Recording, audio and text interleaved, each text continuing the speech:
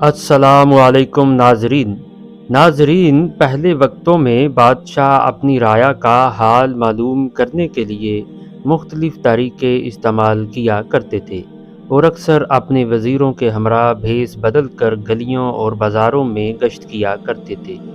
اسی طرح ترکی کے بادشاہ سلطان مراد کی بھی عادت تھی کہ وہ بھی بھیس بدل کر عوام کی خبرگیری کرتے تھے۔ بادشاہ نے ایک دن اپنے سیکیورٹی انچارج سے کہا کہ چلو کچھ وقت لوگوں میں گزارتے ہیں، اور پھر شہر کا چکر لگانے لگے۔ اور پھرتے پھرتے شہر کے ایک کنارے پر پہنچے تو دیکھا کہ ایک شخص گرا پڑا تھا۔ بادشاہ نے اسے ہلا کر دیکھا تو معلوم ہوا کہ وہ شخص تو فوت ہو چکا ہے، اور لوگ اس مردہ انسان کے پاس سے گزر کر جا رہے تھے۔ بادشاہ نے لوگوں کو آواز دی کہ ادھر آؤ بھائی، تو لوگ بڑی تعداد میں جمع ہو گئے، لیکن بادشاہ کو پہچان نہ سکے۔ لوگوں نے پوچھا کہ کیا بات ہے، تو بادشاہ نے کہا کہ یہ آدمی مرا پڑا ہے اور اس کو کسی نے کیوں نہیں اٹھایا؟ کون ہے یہ اور اس کے گھر والے کہاں ہیں؟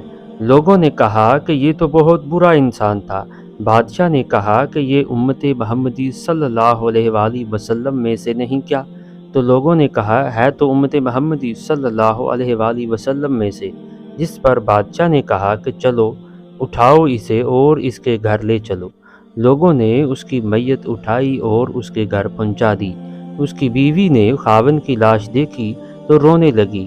لوگ میت کو رکھ کر چلے گئے۔ بادشاہ اور اس کا سیکیورٹی انچارج وہیں کھڑے رہے اور عورت کا رونا سنتے رہے۔ اس کی بیوی روتے ہوئے یہ کہہ رہی تھی کہ میں یہ گواہی دیتی ہوں کہ تم اللہ کا ولی ہے اور نیک لوگوں میں سے ہے۔ یہ سب سن کر بادشاہ کو بڑا تعجب ہوا، اور بادشاہ نے کہا کہ کیسے ہو سکتا ہے کہ لوگ تو اسے برا اور گنہگار بول رہے تھے اور اس شخص کی میت کو ہاتھ لگانے کے لیے تیار نہ تھے، اور تم اسے اللہ کا ولی اور نیک بول رہی ہو؟ تو اس کی بیوی نے کہا کہ مجھے بھی لوگوں سے یہی توقع تھی۔ اصل حقیقت یہ ہے کہ میرا خاوند ہر روز شراب خانے جاتا تھا، جتنی ہو سکے شراب خریدتا اور گھر لا کر گڑھے میں بہا دیتا تھا، اور کہتا تھا کہ چلو کچھ تو گناہوں کا بوجھ مسلمانوں سے ہلکا ہوا۔